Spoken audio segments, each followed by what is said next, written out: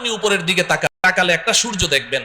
এই সূর্যটা আকারে আকৃতিতে দেখতে মনে হয় যেন একটা ভাতের প্লেটের সমান, তাই না? আসলে কি এত ছোট না? বিজ্ঞান আমাদেরকে ধারণা দিয়েছে যে এই সূর্যটা এই পৃথিবীর চেয়ে 13 লক্ষ গুণ বড়। সুবহানাল্লাহ বলেন। কত বড়? 13 লক্ষ গুণ বড়। এই পৃথিবীর সাথে আরো 13 লক্ষটা পৃথিবী এই সমান জোড়া লাগান, যত বড় হবে সূর্যটা এত বড়। সুবহানাল্লাহ বলেন। প্রশ্ন হলো, এত বিশাল সূর্য দেখা যায় এত ছোট একটা ভাতের থালার সমান, ঘটনা কি? এত ছোট কেন দেখা যায় বলেন তো? অনেক উপরে, বলেন অনেক উপরে। প্রশ্ন হলো সূর্যটা কত উপরে আছে? বিজ্ঞান আমাদেরকে ধারণা দিয়েছে যে এই সূর্যটা এই জমিন থেকে 9 কোটি 30 লক্ষ মাইল উপরে আছে। সুবহানাল্লাহ বলেন। কত উপরে বলেন? 9 কোটি 30 লক্ষ মাইল। মুখে তো বলে ফেললাম, কল্পনা করা যায়? 9 কোটি 30 লক্ষ মাইল উপরে সূর্য।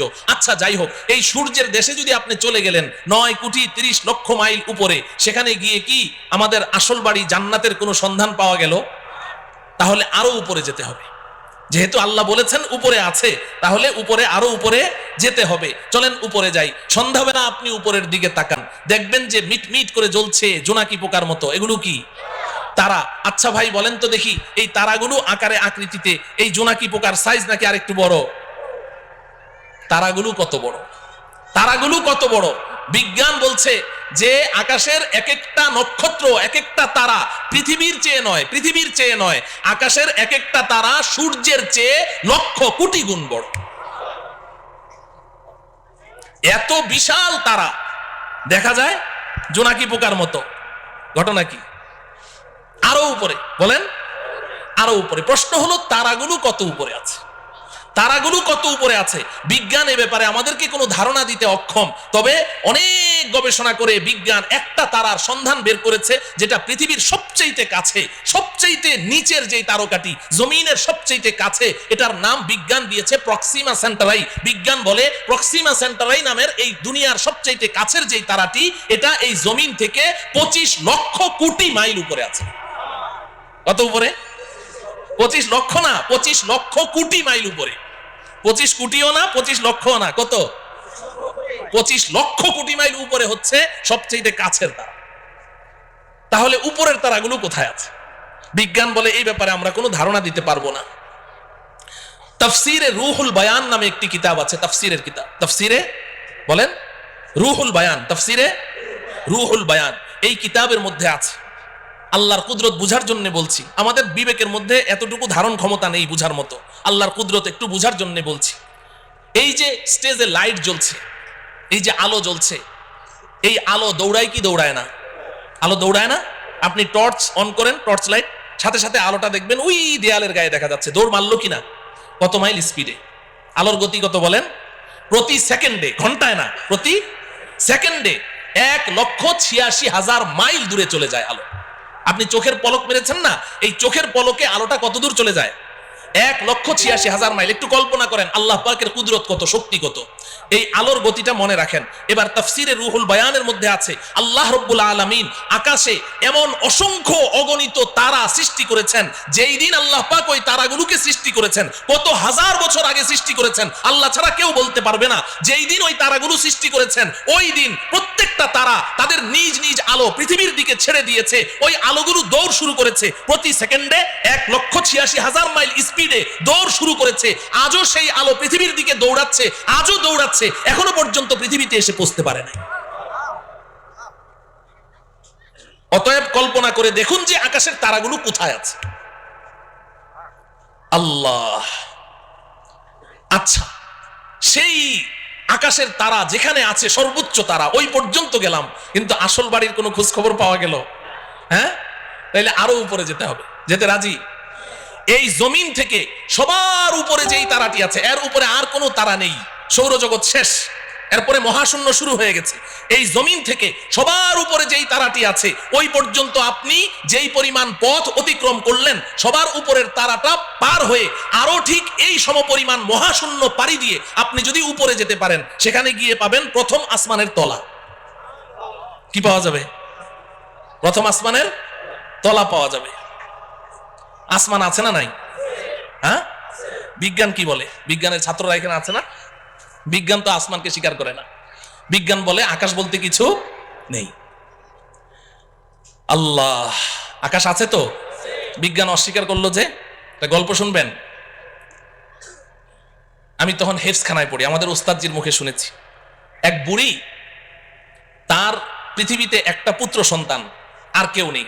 ওই পুত্র সন্তানটাই তার অন্ধের যষ্টি, ওইটাই তার সম্বল। অনেক শখ করে ওই বুড়ি তার ছেলেকে বিয়ে করিয়েছে, তবে পুত্রবধূ সর্বসাকুল্যে 1.5 হাত লম্বা। কত? 1.5 হাত লম্বা মানুষদেরকে আপনারা কি বলেন? বাউন, বামুন, বাইকটা। আচ্ছা বলেন বামুন বলেন, ওই ময়মনসিংহের দিকে বামুন বীর বলে, তো বাইকটা। এখন 1.5 হাত লম্বা পুত্রবধূ।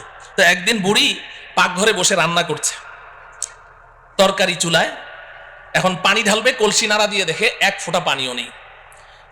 তো বৌমাকে ডাকলো, বৌমা কলসিটা নিয়ে যাও, পুকুর থেকে 1 কলসি পানি নিয়ে আসো, তাড়াতাড়ি আসো, চুলায় কিন্তু তরকারি, তাড়াতাড়ি আসো। বৌমা পানি আনতে গেছে তো গেছে, আধা ঘন্টা পার, বৌমা আর আসে না। বুড়ি চিৎকার করে বলছে, বৌমা পানি আনতে তো 5 মিনিট লাগে, তুমি আধা ঘন্টা পর্যন্ত করছোটা কি? তরকারি পুড়ে ছাই, আজকে কপালে আর তোমার খাবার জুটবে না, তুমি গেলে কোথায়, মরলে নাকি? বৌমা পাশের রুম থেকে চিৎকার দিয়ে বলে, আম্মা আমি 5 মিনিটেই তো পানি নিয়ে এসেছি, তো দিচ্ছ না কেন? ওই আম্মা একটা অ্যাক্সিডেন্ট হয়ে গেছে। কি অ্যাক্সিডেন্ট হলো? বলে যে আম্মা বিয়ের সময় আপনি না আমাকে একটা স্বর্ণের চেইন দিয়েছিলেন। বলে হ্যাঁ, ওই চেইনটা ছিঁড়ে কলসির মধ্যে পড়ে গেছে।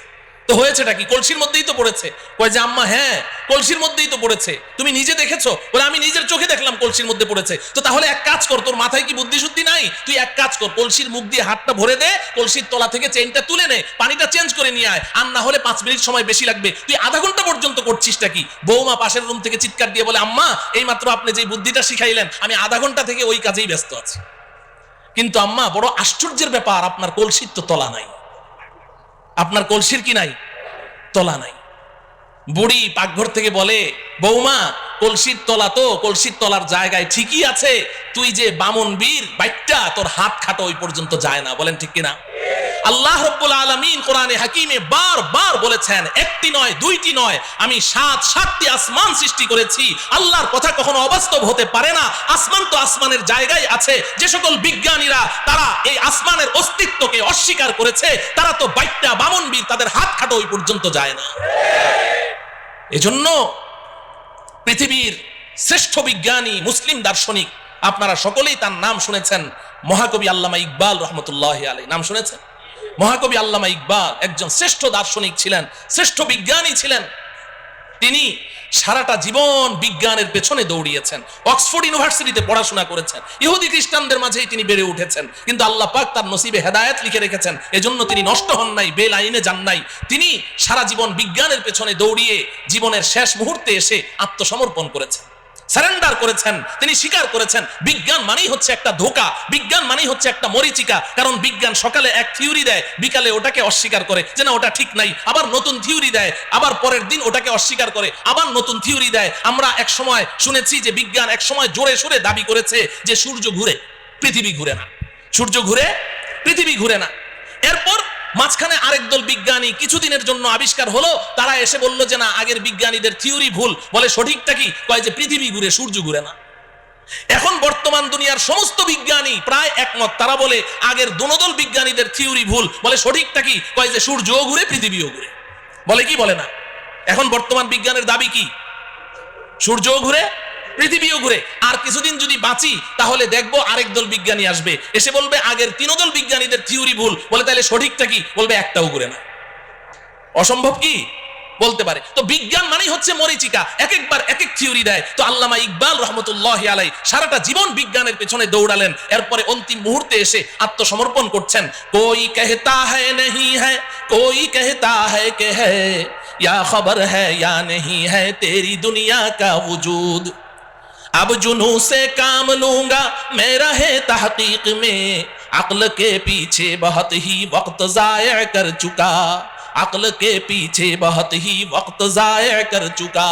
আল্লামা ইকবাল বলেন রব্বুল আলামিন সারাটা জীবন তো বিজ্ঞানের পেছনে দৌড়ালাম, কিন্তু বিজ্ঞান আজকে এক থিওরি দেয়, কালকে এক থিওরি দেয়, একবার বলে সূর্য ঘুরে, একবার বলে পৃথিবী ঘুরে, একবার বলে দুটোটা ঘুরে, একবার বলে আসমান আছে, আরেকবার বলে আসমান নাই। আমি তো পাগল হয়ে যাওয়ার পালা রব্বুল আলামিন, আর আমি বিজ্ঞানের পেছনে দৌড়াতে চাই না। এখন আপনার কাছে জীবনের অন্তিম মুহূর্তে আমার একটাই দরখাস্ত, আব জুনু সে কাম লুঙ্গা মে রাহে তাহকিক মে, अक्ल के पीछे बहुत ही वक्त जाये कर चुका।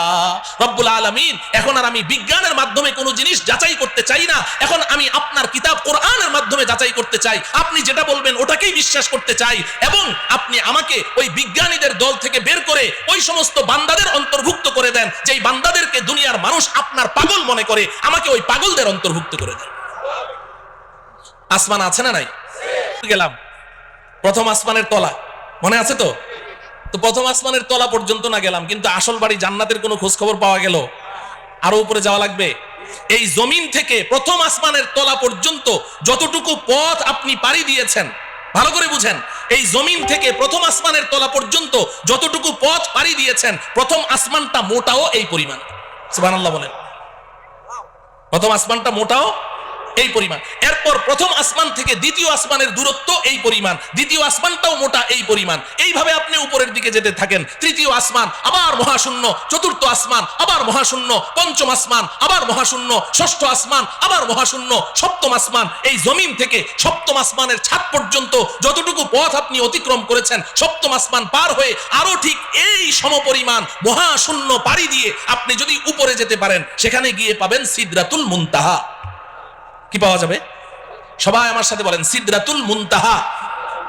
সিদরাতুল মুনতাহা, এই নামটা মনে রাখতে হবে, বাড়ির ঠিকানা তো সিদরাতুল মুনতাহা। এবার আল্লাহ রাব্বুল আলামিন আমার আপনার আসল বাড়ি, আমার আপনার আব্বা আম্মার বাড়ি, আমাদের পৈতৃক সম্পত্তি জান্নাতের ঠিকানা বলে দিচ্ছেন।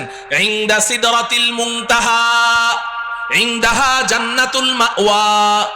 এই দুনিয়ার মুসলমান শুনে রাখো, আমি তোমাদের জন্য, আমার ইমানদার পরহেজগার বান্দাবান্দীদের জন্য আমি যেই বিশাল জান্নাত তৈরি করেছি, এই জান্নাতটা আমি আল্লাহ সিদরাতুল মুনতাহার নিকটে তৈরি করে রেখেছি। কোথায়? সিদরাতুল মুনতাহা। বলেন, সবাই বলেন সিদরাতুল মুনতাহা। বাড়ির ঠিকানা জানা লাগবে না, বাড়ির এলাকার নাম জানতে হবে। আমাদের বাড়ির এলাকার নাম কি? সিদরাতুল মুনতাহা। আল্লাহ রাব্বুল আলামিন বলছেন, ওই সিদরাতুল মুনতাহার নিকটে আমি আল্লাহ জান্নাত নামের বাড়ি তৈরি করে রেখেছি। মুহতারাম হাজরিন, আমাদের দেশের কিছু নষ্ট ভ্রষ্ট নাস্তিক দাবিদার কিছু ছেলেরা, এরা এই মাঝে মধ্যে উল্টাপাল্টা কিছু বকাবকি করে কোরআন হাদিস ইসলাম ঈমান সম্পর্কে, আল্লাহ রাসূল সম্পর্কে। এই ভ্রষ্ট নষ্ট ছেলেগুলো তারা বলে জান্নাত বলতে কিচ্ছু নাই। জান্নাত আছে না নাই? এখন ওরা জান্নাতকে অস্বীকার করে কেন? জিজ্ঞাসা করেন, বলবে যে আমাদের নাস্তিকদের একটা থিওরি আছে, যা চোখে দেখি না তা বিশ্বাস করি না। নাস্তিকরা যা চোখে দেখে না তা বিশ্বাস করে না, এটা ওদের দাবি। তো বলে যে আমরা পৃথিবীর উত্তর থেকে দক্ষিণ মেরু, পূর্ব থেকে পশ্চিমে, উপরে যেতে যেতে চাঁদের দেশ মঙ্গল গ্রহ সবই তো ঘুরলাম, ওই জান্নাত তো কিছুই দেখলাম না, এই জন্য জান্নাত বলতে কিচ্ছু নেই। নাউজুবিল্লাহ বলেন। আচ্ছা বলেন, জান্নাতটা কোন জায়গায় আছে? সিদরাতুল মুনতাহা। সিদরাতুল মুনতাহা কোথায় আছে বুঝলেন তো? তো এখন এই নাস্তিকগুলো এই ঢাকার শাহবাগ চত্বরে বসে বসে ওখান থেকে বুঝি সিদরাতুল মুনতাহা দেখা যাবে? হ্যাঁ, তো দুনিয়াতেও তারা জান্নাতকে অস্বীকার করেছে, সিদরাতুল মুনতাহা পর্যন্ত পৌঁছতে পারলো না, দুনিয়াতে অস্বীকার করেছে। আখিরাতেও তারা জান্নাতের কোনো ঘ্রাণও পাবে না। আমরা ইনশাআল্লাহ দুনিয়াতে যেহেতু আমরা বিশ্বাস করেছি, আমাদের জান্নাতের বাড়ির সন্ধান লাভ করেছি, আল্লাহর কথা বিশ্বাস করেছি, রাসূলের কথা বিশ্বাস করেছি, আব্বাজান হযরতে আদমের কথা বিশ্বাস করেছি, ইনশাআল্লাহ পরকালে আমরা আমাদের আসল বাড়ি জান্নাতের মালিক হবই হব ইনশাআল্লাহ। আল্লাহ রাব্বুল আলামিন আমাদের সবাইকে আমাদের আসল বাড়ি পর্যন্ত অতি নিরাপদে পৌঁছার তৌফিক দান করুন। তো বাড়ির সন্ধান তো পাইলাম, কোথায় আছে? এখন প্রশ্ন হলো যাবো কেমনে? ঠিক কিনা? হ্যাঁ, যাবো কেমনে? যাবো কেমনে? এতক্ষণ পর্যন্ত ওয়াজ খুব মজা লেগেছে, কারণ এতক্ষণ গল্প করলাম। তো এখন থেকে ওয়াজটা একটু তিতা তিতা লাগবে, শুনবেন তো? হ্যাঁ, আসল ওয়াজ এখন থেকে শুরু। এতক্ষণ কিন্তু ওয়াজ ছিল না, এতক্ষণ গল্প গুজব করলাম, সময় কাটাইলাম। আসল ওয়াজ এখন থেকে। যাবো কেমনে, এটার না দরকার, ঠিক কিনা বলেন? আচ্ছা বলেন, নিচ থেকে উপরের দিকে উঠার পদ্ধতি কি? আপনি যদি একটা কুয়ার নিচে পড়ে গেছেন, এখন আপনি উঠতে চান উপরে, হাউমাউ করে চিৎকার করছেন, ভাইরে আমারে উঠাও রে, মল্লাম রে, গেলাম রে। এখন আপনাকে এই কুয়ার নিচ থেকে, ওই গর্তের ভিতর থেকে যদি উপরে তুলতে হয়, 4 কাজ করতে হবে। কয় কাজ বলেন? 1 নম্বর, উপর থেকে একটা রশি ছাড়তে হবে, ঠিক কিনা? মুখস্থ করেন। 1 নম্বর কি? 2 নম্বর হলো রশিটা শক্ত হওয়া লাগবে, ঢিলা ঢালা হলে ছিঁড়ে যাবে। 3 নম্বর হলো যখন রশিটা উপর থেকে ছাড়া হলো, নিচ থেকে ওই রশিটা শক্ত করে চেপে ধরতে হবে, ঠিক কিনা? যদি আপনি সত্যিকারেই উপরে উঠতে চান, তাহলে কি করতে হবে? চেপে ধরতে হবে। যদি গাউরা টাইপের হয়, কারণ আমি রশি টশি ধরুম না, উপরে উঠুম, ও কিয়ামত পর্যন্ত উঠতে পারবে নাকি? রশি ধরা লাগবে। ধরতে হবে। 4 নম্বর শর্ত হলো যখন রশিটা আপনি চেপে ধরেছেন, এখন উপর থেকে যারা রশি ছেড়েছে দয়া মায়া করে রশিটা ধরে টান মারতে হবে, তাইলে আপনি উপরে উঠে যাবেন, ঠিক না? এই কথাটুকু যখন বুঝে আসলো, এবার আসেন আমরাও তো আমাদের আসল বাড়ি জান্নাত থেকে অনেক নিচে পড়ে গেছি, অনেক নিচে, কত নিচে এটা কল্পনাও করতে পারবো না, শুনলাম খালি এতক্ষণ ঠিকই। তা আমরা যে নিচে পড়ে গেছি, এখন যদি আমরাও আমাদের আসল বাড়ি জান্নাত পর্যন্ত উপরে উঠতে চাই, তাহলে জান্নাতের মালিক আল্লাহ রাব্বুল আলামিন দয়া মায়া করে আমাদের কাছে একটা রশি ছাড়তে হবে। কি ছাড়তে হবে বলেন? রশি ছাড়তে হবে। রশিটা বড় মজবুত হওয়া লাগবে, আমাদের সকলকে ওই রশি চেপে ধরা লাগবে। এবার আল্লাহ পাক যদি দয়া করে টান মারেন, তো সোজা আমরা আমাদের আসল বাড়ি জান্নাতে পৌঁছে যাব। আপনি বলবেন হুজুর এটা কি বললেন, আগরম বাগরম কথা, কিছুই বুঝলাম না। এই কথাটাই আল্লাহ রাব্বুল আলামিন সূরা আলে ইমরানের 103 নম্বর আয়াতে বলেছেন। সুবহানাল্লাহ বলেন। সূরার নাম কি? আলে ইমরান। বলেন সূরার নাম কি? আলে ইমরান। আয়াত নম্বর কত? 103। মনে রাখবেন, সূরা আলে ইমরান। সবাই বলেন সূরা আলে ইমরান, আয়াত নম্বর 103। আল্লাহ পাক বলছেন ওয়াতাসিমু বিহাবলিল্লাহি জামিআন ওয়া লা তাফাররাকু। এই দুনিয়ার মানুষ, শক্ত করে ধরো। ইতাসিমু, আল ইতিসাম মজবুতি কে সাথ পকড়না, শুধু ধরা না। ধরার আরবি ইতিসাম না, ধরার আরবি হলো আখাযা ইয়াখুযু, আখযান মানে ধরা।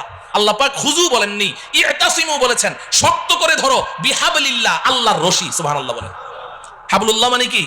আল্লাহর রশি। হাবলুল্লাহ মানে কি? আল্লাহ বলছেন ইতাসিমু বিহাবলিল্লাহ, আল্লাহর রশি ধরো। জামিআন, সবাই মিলে ধরো, একজন দুইজন না। এই রশি ছিঁড়ার কোনো সম্ভাবনাই নাই, সবাই মিলে ধরো। ওয়ালা তাফাররাকু, আল্লাহর রশি ধরতে গিয়ে আপোষের মধ্যে বিচ্ছিন্ন হয়ে যেও না। সুবহানাল্লাহ বলেন। বুঝে থাকলে বলেন। সূরা আলে ইমরানের 103 নম্বর আয়াতে আল্লাহ পাক আমাদের সবাইকে কি ধরতে বলেছেন? কার রশি? কার রশি? সবাই বলেন কার রশি? আল্লাহর রশি ধরতে বলেছেন। তো ধরতে রাজি আছি তো? এখন প্রশ্ন হলো, আল্লাহ তো রশি ধরতে বলেছেন, রশিটা ছাড়লো কে? ছাড়লেন কে? রশিটাকে শক্ত বানাইলো কে? রশি ধরে টান মারবে কে? আমাদের কাজ কি? কথা বলে না। ধরা। আমাদের কয় কাজ? বাকি 3 কাজ কার? ওই 3 কাজের ওয়াজের দরকার নেই, ওটা তো আল্লাহর কাজ। আমাদের কাজ কয়টা? তাইলে এখন প্রশ্ন হলো ধরবো কেমনি? এই আমার ওয়াজ শেষ, রশিটা কি বাড়িতে যাইতে হবে না? ধরবো কেমনি? ধরার সিস্টেম লাগবে কি লাগবে না? নাকি সব ধরা একরকম, যে যেমনি চাই এমনি ধরলে হবে? না, এমনি ধরলে হবে না। আমি এক বক্তার ওয়াজ শুনেছিলাম ছোটবেলায়, গান শিখায়, গানের ওস্তাদ, বুড়া চিকনা চাকনা, আর ছেলে হইলো একেবারে নওজোয়ান তাগড়া। ও বলে ব্যান্ড সঙ্গীত শিল্পী হবে। ব্যান্ড সঙ্গীত কি জিনিস এটা যুবকদেরকে তো বুঝাইতে হবে না, বুড়ারা তো বুঝবেই না। ভ্যাঁ ভ্যাঁ করে চিল্লায় যে ব্যান্ড সঙ্গীত, এখন ওই ব্যান্ড সঙ্গীত শিল্পী হবে। এখন ওই বুড়া ওরে যতই গান শিখায়, ওই জোয়ানের গলা হইলো একটা বুড়া বকরির গলা, ফাটা বাস, ওটা দিয়ে কোনো গান বাইরে হয় না। তো একদিন ওই উস্তাদের মন টন খারাপ। ছাত্র কয়, উস্তাদ মন খারাপ কে? কয় যে তুই আমার সুরটা একটু ধরতে পারলি না, এই জন্য আমার মন খারাপ। কি করতে পারলি না? সুরটা একটু ধরতে পারলি না। কারণ ছাত্রটা ছিল আমার মতো একটু বোকা শোকা, ও চিন্তা করে যে স্যারের সুরটা ধরতে হবে, তো এটা স্যার আগে বললো না আজকে বলছে, তো অনেক চিন্তা ভাবনা করলো যে সুর কেমনে ধরা যায়। পরে ওর মাথায় বুদ্ধি আসলো, আরে সুর তো স্যারের গলা দিয়ে বাইর হয়। ও উঠে স্যারের গলা একদম সজোরে চিপে ধরেছে, এমন জোরে চেপে ধরলো, ধরে বলে যে স্যার আজকে 6টা মাস আপনি এত কষ্ট করলেন, আপনি প্রথম দিন বলতেন আমি প্রথম দিনই ধরে ফেলতাম। এখন আজকে আমি ধরেছি, আমি আর আজকে সুর ছাড়ছি না। আপনার যতক্ষণ মন ভালো না হবে আমি সুর ছাড়বো না। স্যারের জিহ্বা এতখানি বের হয়ে গেছে। এখন স্যার তো কথাবার্তা বলতে পারে না। এখন স্যার যত ও আ করে বুঝাইতে চেষ্টা করে যে বেটা সুর ধরার সিস্টেম তো এটা না, তুই সিস্টেম লস করেছিস, কিন্তু কথা তো বলতে পারে না। ও আ করে, তো ওই ছেলে মনে করেছে জুইত মতো ধরা হয় নাই, ও আরো শক্তি দিয়ে চেপে ধরেছে, তো 10 মিনিটের মধ্যে স্পট ডেট, ওখানেই শেষ। এটা বুঝি সুর ধরার সিস্টেম? কথা বলে না। তাহলে ধরায় ধরায় বেশ কম আছে, ধরায় ধরায় বেশ কম আছে। তো এখন আল্লাহ রাব্বুল আলামিন তো বললেন যে আমার রশিটা চেপে ধর। 1 নম্বর হইলো রশি চিনতে হবে, নাকি রশি চিনা লাগবে না? 2 নম্বর হলো রশি ধরার সিস্টেম জানতে হবে। কয়টা কথা? 2টা কথা। 1 নম্বর হলো রশি চিনতে হবে। বলেন 1 নম্বর কি? 2 নম্বর কি? রশি ধরার সিস্টেম, নাকি চিনা লাগবে না? রশি চিনা লাগবে। আমাদের দেশের কিছু ভাই তো রশি চিনতে ভুল করে ফেলেছে। এই বেচারারা সূরা আলে ইমরানের 103 নম্বর আয়াত পড়ে এখন পেরেশান, আল্লাহর রশি কোথায় পাওয়া যায়? কারণ রশি না ধরলে তো আর বাড়িতে যাওয়া লাগবে না, রশি তো ধরাই লাগবে। এখন খুঁজতে খুঁজতে অস্থির, কোথায় রশি পাওয়া যায়, কোথায় তো রশি নাই। পরে চিন্তা করলো যে কোরআন নাযিল হয়েছে মক্কায়, আচ্ছা ওখানে যাই। হজ করতে গেছে, মক্কা মদিনা পুরা ঘুরে আসলো, কেউ রশি চিনে না। দেশে আসার পরে মন টন খারাপ, রশি ধরতে পারলাম না, তাইলে তো আর জান্নাতের বাড়িতে যাওয়া হবে না। পরে দেখে সর্বনাশ, এই পাশের জেলায় ফরিদপুর গেলেই তো রশি পাওয়া যায়। কোথায়? কথা বলে না। আছে না নাই? কয়টা? কয়টা? কয় যে পাইছি, একে জন্মের মতো গিয়ে চেপে ধরে। ও আমার প্রিয় ভাইয়েরা, আপনাদের বিবেকের কাছে জানতে চাই, আল্লাহ তাআলা এমন রশির কথা বললেন যে এই রশি পৃথিবীর কোথাও নাই, মক্কায়ও নাই, মদিনায়ও নাই, ফরিদপুর জেলায় গেলে পাই। এই রশি কি সেই রশি? এই রশি কি সেই রশি? তাইলে কি আমরা সবাই একমত হতে পারি যে আমাদের যে সমস্ত ভাইয়েরা ওই ফরিদপুরের 8 রশিতে গিয়ে হাত দিয়েছে, তারা রশি চিনতে ভুল করেছে? যদি এই এলাকায় কেউ থাকেন আজকে তওবা করবেন, আজকে আজকে তওবা করবেন, করবো তো ইনশাআল্লাহ। ওই রশি না রে ভাই, আল্লাহর রশি কি এটা আগে চিনতে হবে। তাফসিরের কিতাব খুলেন, আমার কথা শোনার দরকার নেই, আমি তো সূরার নাম আয়াত নাম্বার বলে দিয়েছি। আপনি যে কোনো একটা গ্রহণযোগ্য তাফসিরের কিতাব খুলেন, সব মুফাসসিরিন কেরাম এক কথা বলেছেন, এখানে কেউ দুই কথা বলেন নাই। তারা পরিষ্কার বলে দিয়েছেন হাবলুল্লাহি আল কুরআন, আল্লাহর রশির নাম হলো আল কুরআন। সুবহানাল্লাহ। আল্লাহর রশির নাম কি? আল্লাহর রশির নাম কি? তাইলে রশিটা কি আল্লাহ ছেড়েছেন না এখনো ছাড়েন নাই? হ্যাঁ, ছেড়েছেন। এখন কি করা লাগবে? আমাদের ধরা লাগবে। তাইলে এখন শেষ ওয়াজ হইলো ধরবো কেমনে, ঠিক কিনা? শেষ ওয়াজ কি? ধরবো কেমনে? আচ্ছা দেখেন, এই যে আমার সামনে রশি আছে, এই যে রশি ধরলাম, এই যে দেখেন রশি ধরলাম, তো আঙ্গুল লাগে কয়টা? হ্যাঁ, কেউ যদি বলে যে আমি 5 আঙ্গুল দিয়ে ধরুম না, 4 আঙ্গুল দিয়ে ধরুম, তো ঝুলে থাকতে পারবে? টান মারলে ঝুলতে পারবে? 2 আঙ্গুল দিয়ে ধরলে? 5 আঙ্গুল দিয়ে যদি ধরি, এবার মাইকম্যানকে বলেন রশি টান দিবে, রশি ছিড়বে, আমার হাত ছুটবে না, ঠিক কিনা? তাইলে শক্ত করে ধরতে হইলে আঙ্গুল লাগে কয়টা? আল্লাহর রশি ধরতেও আঙ্গুল লাগবে 5টা। সুবহানাল্লাহ বলেন। এখন আমি এই 5টা আঙ্গুলের নাম বলবো, সবাই মুখস্থ করবেন। বাকি 5 আঙ্গুলের ওয়াজ আর করা আজকে হবে না, পাশেই তো থাকি, আরেকবার আসমুনি যদি আল্লাহ তৌফিক দেয়। 5 আঙ্গুলের ওয়াজ, এক একটা আঙ্গুলের ওয়াজ 1 ঘন্টা করে কমপক্ষে লাগবে, তাইলে না 5 আঙ্গুলের ওয়াজ করা যাবে, ঠিক কিনা?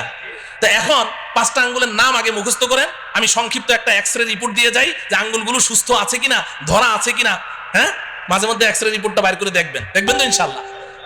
আল্লাহর রশি ধরার 1 নম্বর আঙ্গুলের নাম হলো ঈমান। বলেন, সবাই বলেন। 1 নম্বর আঙ্গুলের নাম কি? ঈমান। 2 নম্বর আঙ্গুলের নাম ইবাদত। সবাই বলেন, ইবাদত, ইবাদত। 3 নম্বর আঙ্গুলের নাম মুআমালা। আমি পরে অর্থ বলে দিব, এখন না বুঝেই মুখস্থ করেন। মুআমালা, মুআমালা, মুআমালা। 4 নম্বর মুআশারা, মুআশারা, মুআশারা। 5 নম্বর আখলাক, আখলাক, আখলাক। কয়টা হলো? 5টা। আবার বলি, 1 নম্বর কি?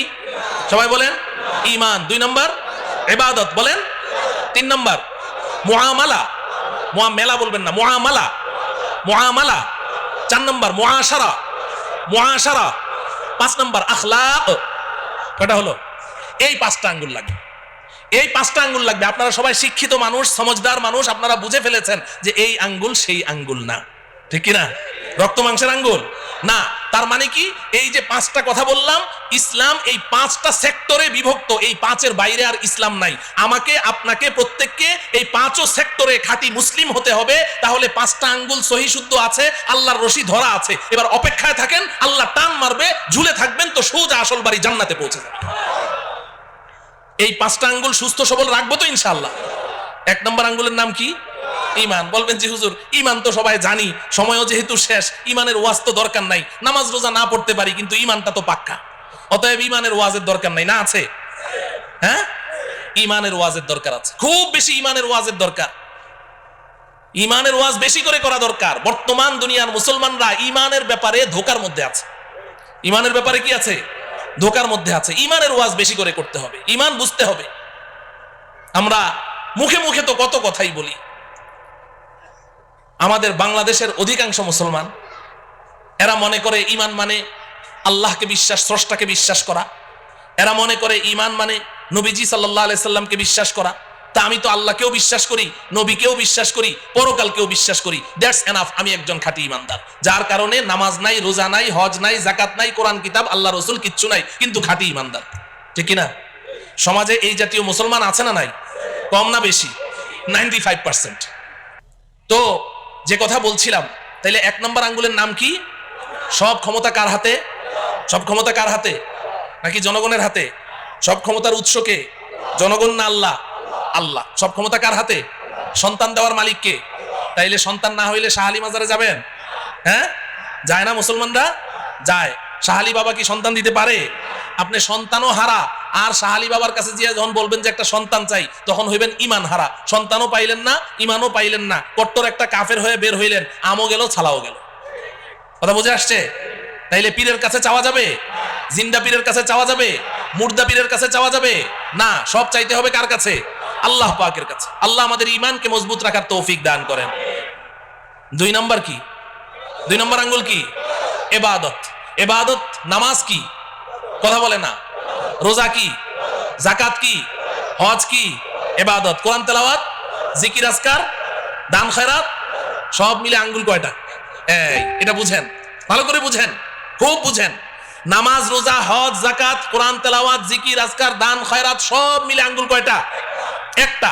আমাদের সমাজে যেই মুসলমানটা 5 ওয়াক্ত নামাজ পড়ে, রোজা রাখে, যাকাত দেয়, হজ করে, তাসবিহ জপে, কোরআন তেলাওয়াত করে, জিকির করে, দান খয়রাত করে, আমরা বলি সমাজের সর্বশ্রেষ্ঠ মুসলমান, ঠিক কিনা? হ্যাঁ, কিন্তু আঙ্গুল কয়টা? এই 1 নম্বর ইমানের আঙ্গুল আর 2 নম্বর ইবাদতের আঙ্গুল নিয়ে যেই মুসলমান আছে তাকেই আমরা সার্টিফিকেট দিয়ে দিচ্ছি সে একেবারে শ্রেষ্ঠ মুসলমান, বাকি 3 আঙ্গুলের খবর নেই। এই কারণে আজকে সমাজের অনেক মুসলমান এমন আছে নামাজ পড়তে পড়তে মাথার মধ্যে ঘা ফেলে দিয়েছে, বাজারে গিয়ে ভেজাল মাল বিক্রি করছে, যুগ যুগ ধরে সুদ খাচ্ছে, যুগ যুগ ধরে সুদের সাথে জড়িত, যুগ যুগ ধরে ঘুষের সাথে জড়িত, হারাম মাল বিক্রি করছে, কিন্তু আবার নামাজও পড়ছে, কারণ সে মনে করে যে আমি তো পাক্কা মুসলমান, এগুলোর মধ্যে আবার ইসলাম আসলো কোত্থেকে? মুআমালা ঠিক নাই, আছে না নাই? হ্যাঁ মুহতারাম হাজরিন, তাইলে ইবাদতের মধ্যে সর্বশ্রেষ্ঠ ইবাদতের নাম কি? কথা বলে না। নামাজ না পড়লে ঈমান থাকে? বলে যে হুজুর নামাজ না পড়লে কি হবে, আমার ঈমান ঠিক আছে। আগে তো হাসতে হাসতে বলতো, এখন সিরিয়াসলি বলে যে হুজুর নামাজ না পড়লে কি হবে, আমার ঈমান ঠিক আছে।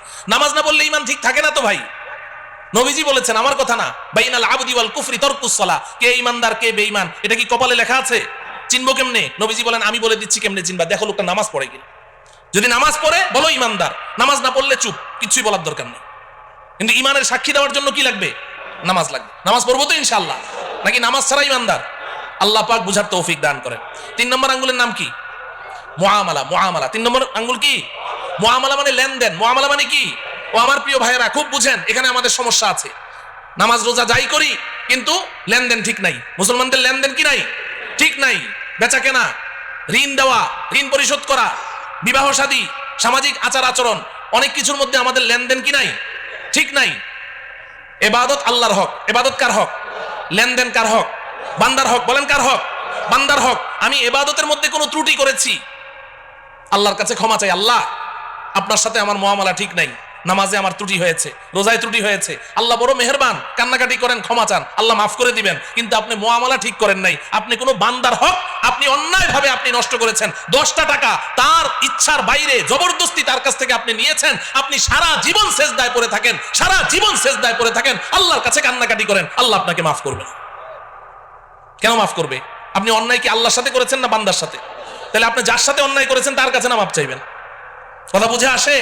খবরদার, খবরদার, মুআমালা ঠিক করতে হবে, লেনদেন ঠিক করতে হবে। হাসরের ময়দানে অনেক নামাজ, রোজা, হজ, যাকাত, কোরআন তেলাওয়াত, তাসবিহ, তাহলিল, জিকির, আজকার, নফল রোজা, নফল দান খয়রাত, অনেক একদম ইবাদতের আমলের পাহাড় নিয়ে উঠবে, পাহাড় নিয়ে। অন্যরা এভাবে তাকিয়ে থাকবে, বাপ রে বাপ, এত আমল করেছে, এত নেকি, এত সওয়াব, সবাই এভাবে তাকিয়ে থাকবে। এমন ব্যক্তি উঠবে, কিন্তু হাসরের ময়দানে পাওনাদারদের ঋণ পরিশোধ করতে করতে ওর নেকি সব খালি হয়ে যাবে, তাকে আল্লাহ পাক জাহান্নামে নিক্ষেপ করবে। পরিষ্কার হাদিস, পরিষ্কার হাদিস।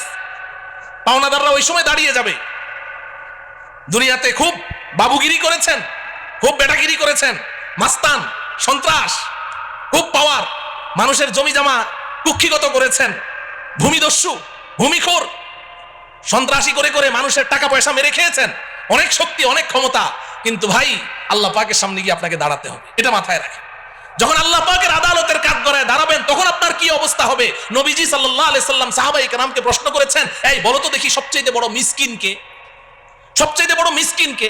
তো সাহাবায়ে কেরাম বললেন, ইয়া রাসূলুল্লাহ, 1 লোকমা 2 লোকমা খাবারের জন্য মানুষের দাঁড়ে দাঁড়ে ঘুরে, ওই তো সবচেয়ে বড় মিসকিন। নবীজি বললেন না, বরং সবচেয়ে বড় মিসকিন হলো ওই ব্যক্তি যে হাসরের ময়দানে পাহাড় সমপরিমাণ নেকি নিয়ে উপস্থিত হবে। আল্লাহ পাক তার জন্য জান্নাতের ফয়সালা করবেন। সে যখন জান্নাতের দিকে রওনা করবে, পেছন থেকে একজন দাঁড়িয়ে বলবে, রব্বুল আলামিন, লোকটা কই যায়? আল্লাহ বলবেন, ওরে জান্নাত দিয়ে দিয়েছি, দেখো না কি পরিমাণ নেকি নিয়ে আসছে। আল্লাহ একটু দাঁড়াইতে বলেন, কি সমস্যাটা কি? দুনিয়াতে আমি ওর কাছে 5 লাখ টাকা পাইতাম, দেয় নাকি? তাই নাকি? এদিকে আস, এদিকে আস। এই ধরা খায় গেল। ও 5 লাখ টাকা পাইতো? বলে হ্যাঁ, দাও, টাকা দাও। আল্লাহ টাকা দেবো কোথেকে? এখানে টাকা পাবো কোথায়? এখানে তো টাকার লেনদেন নাই। বলে কিসের? বলে নেকির লেনদেন হয়, 5 লাখ টাকার নেকি দিয়ে দাও। তো ওর ওখান থেকে 5 লাখ টাকার নেকি দিয়ে দিবে। তো একজন পাওনাদার যারা নাকি মানুষের টাকা নিয়ে মাইরা খায়, এরা কি একজনের টাকা মেরে খায় খালি, নাকি এটা তার অভ্যাস? তো যখন এক পাওনাদারে পেয়ে গেল নেকি 5 লাখ টাকার, বাকি পাওনাদাররা কয়, বাহ চমৎকার, তো এখন সব দাঁড়ায় যাবে। আল্লাহ আমি পাইতাম 1 লাখ, আল্লাহ আমি 2 লাখ, আল্লাহ আমি 10 টাকা, আমি 20 টাকা, সব দাঁড়ায় যাবে। আল্লাহ বলবেন, দাও দাও। এই নেকি পরিশোধ করবে, ওই ঋণ পরিশোধ করতে করতে এক পর্যায়ে তার নেকি শেষ হয়ে যাবে। নবীজি বলেন, পাওনাদারদের সিরিয়াল এখনো রয়ে গেছে, নেকি শেষ। এবার এবার আল্লাহ রব্বুল আলামিন বলবেন দাও, আল্লাহ শেষ, দিব থেকে। ও আচ্ছা নাই, তো এক কাজ করো, তোমরা যে যত টাকা পাও ওই অত টাকার গুনাহ ওর আমল নামায় দিয়ে দাও। নাউজুবিল্লাহ বলেন। ও আমার প্রিয় ভাইয়েরা, বুঝেন বুঝেন, বুঝতে চেষ্টা করেন। এগুলো কোনো আরব্য উপন্যাসের কথা বলছি না, গল্প কাহিনী বলছি না, এটা হাদিসের কথা বলছি, রাসূলের কথা বলছি। কোনো উপায় থাকবে না, এখনো ঠিক করেন লেনদেন, এখনো ঠিক করেন। একটা টাকা কেউ পায়, 2টা টাকা পায়, 5টা টাকা পায়, অন্যায় ভাবে নিয়েছেন, তাড়াতাড়ি পরিশোধ করেন। কোনো উপায় থাকবে না, কোনো উপায় নাই। এখানে কারো সুপারিশ চলবে না, দেওয়াই লাগবে, না হলে জাহান্নাম। নবীজি কি জুতা পায়ে দিয়ে নামাজ